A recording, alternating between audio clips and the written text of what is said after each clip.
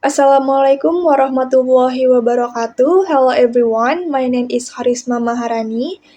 Today I would like to present my research proposal entitled The Effect of Context Clue Strategies on Students' Ability to Infer Word Meaning. This is a quasi-experimental study for 8th grade students. Next slide. Background of the study.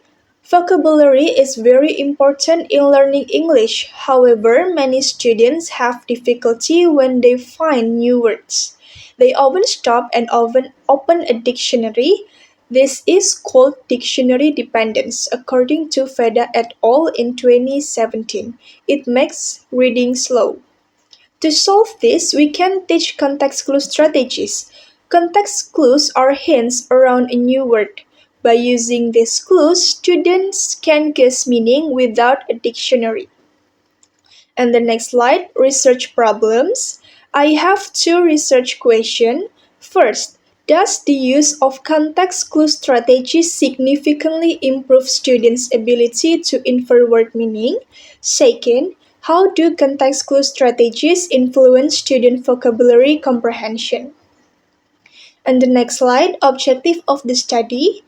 The objectives are: first, to measure the effectiveness of context clue instruction by comparing pre-test and post-test scores.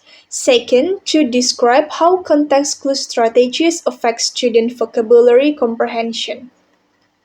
The next slide, significance of the study. This study is significant theoretically and practically. Theoretically, it adds knowledge about vocabulary learning strategies. Practically, it helps teachers reduce dictionary dependence and helps students guess word meaning independently. Next slide, literature review. I review 5 previous studies. First, ILTER in 2019 found that context clues improve vocabulary more than wide reading alone. Second, RECO in 2019 found that synonym clues gave the best improvement. Third, Watanopo-Kakul in 2021 found a strong correlation between clue identification and inferencing.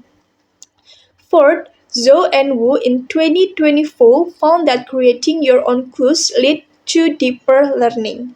Fifth, Ilter in 2022 found that one-on-one instruction improved reading comprehension for struggling readers.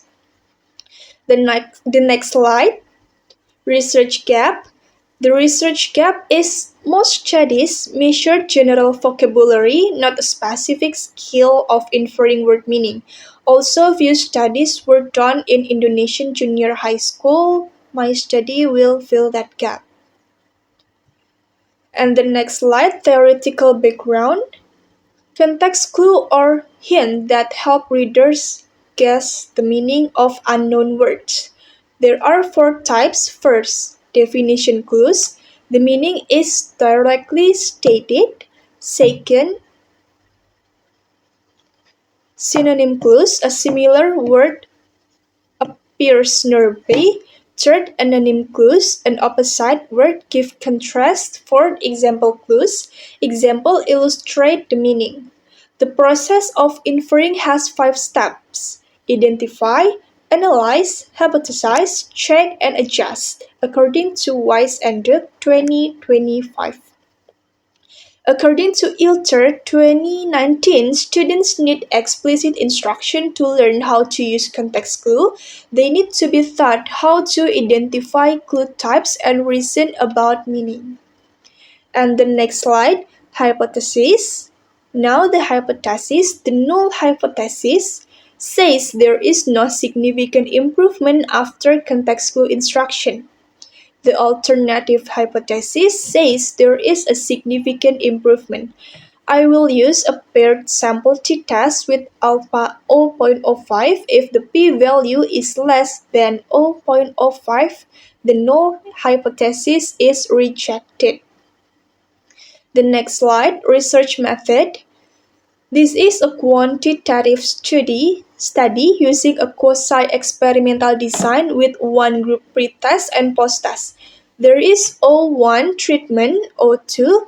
O1 is the pretest, X is the treatment, and O2 is the post-test.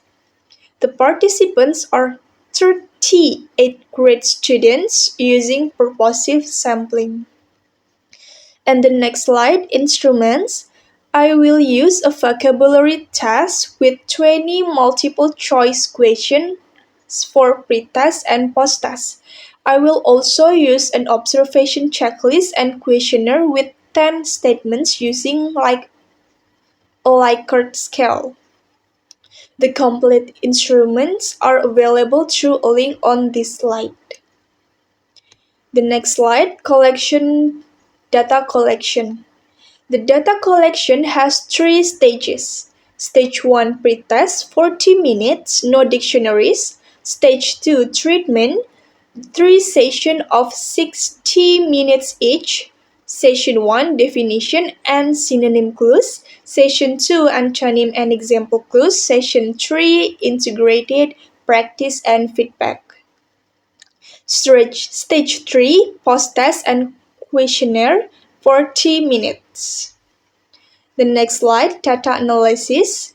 For data analysis, I will use SPSS. I will calculate descriptive statistics like mean and standard deviation. Then I will use a paired sample t-test to compare pre-test and post-test scores. If the p-value is less than 0.05, the null hypothesis is rejected. This means the treatment is effective.